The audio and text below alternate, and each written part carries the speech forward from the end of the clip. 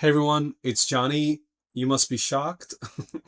We're back 2 days in a row with podcast episode number 89, titled The Meeting That Should Have Been an Email.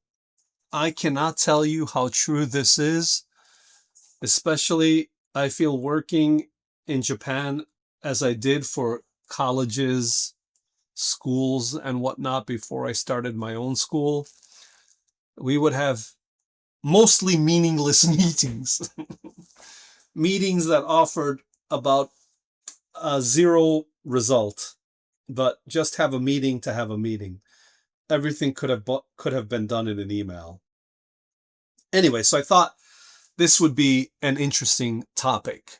The meeting that should have been an email. Here we go. Have you ever sat through a meeting and realized that nobody was making a decision?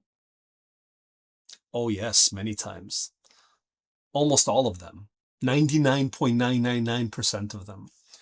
Today, we're looking at 5 advanced workplace expressions. Get bogged down, go off on a tangent, labor the point, cut to the chase, and reach a consensus.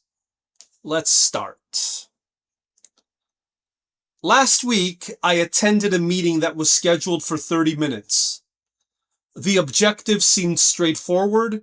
We needed approval for a minor update to a client proposal.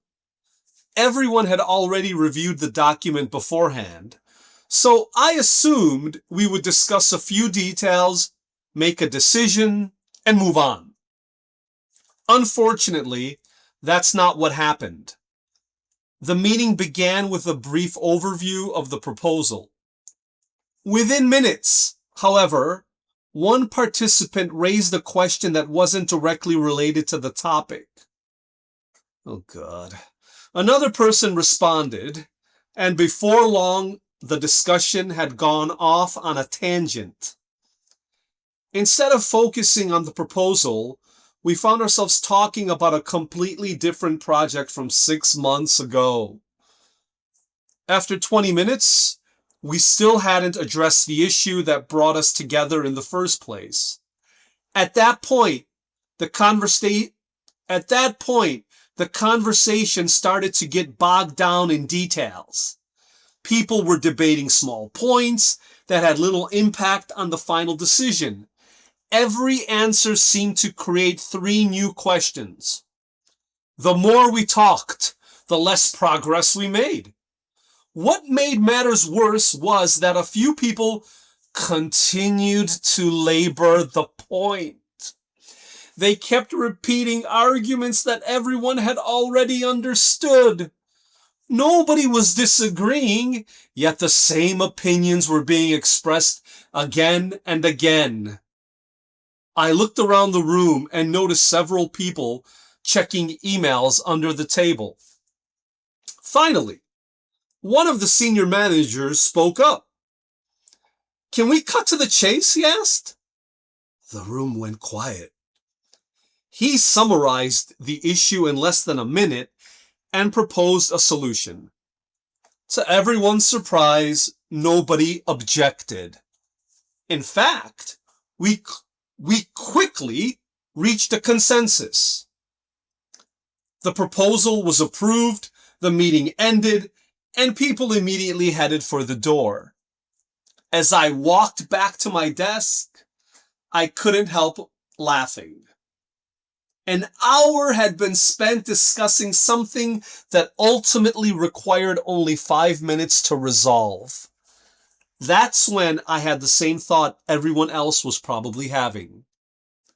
The meeting should have been an email. All right. I only do one take.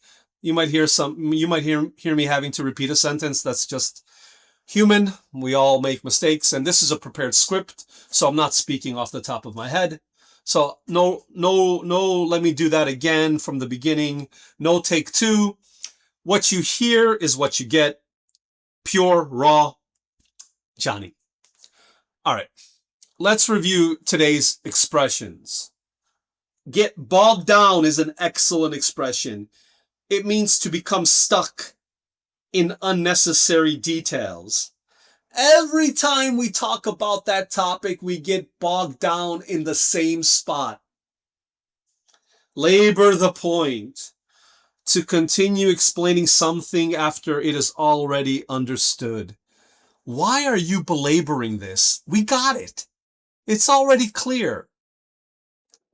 Cut to the chase, as in cinema. Cut to the final scene, the chase scene where the police is chasing the robber or the killer. The most important scene where Jack Bauer, in about 2 more minutes, will have the terrorist under arrest.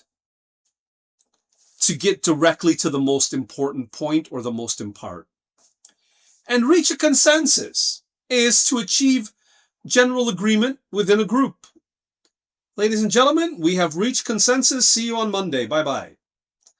Thank you for listening. I always appreciate it. Again, we are on TikTok at Exploring English, and we are on wonderful YouTube at English 360.